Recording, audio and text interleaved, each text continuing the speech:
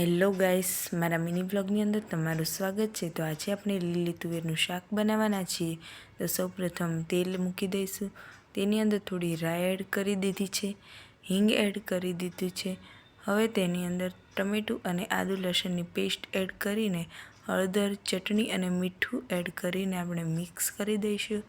2 થી 5 મિનિટ જેવું ચડી જાય ત્યારબાદ તેની અંદર આપણે તુવેર એડ કરી દઈશું અને હવે આ તુવેર એડ કર્યા બાદ તેને 5 થી 10 મિનિટ સુધી ચડવા દેવાનું છે। ત્યારબાદ તેની અંદર 2 થી 3 ગ્લાસ જેવું છે પાણી એડ કરવાનું છે।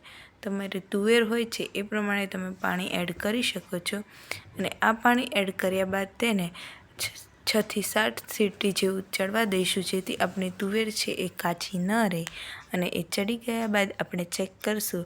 આપણું મસ્ત મજાનું શાક થઈ ગયું છે રેડી। જો તમને આજનો મારો મિની બ્લોગ ગમ્યો હોય તો લાઇક, શેર એન્ડ સબસ્ક્રાઈબ કરી દો।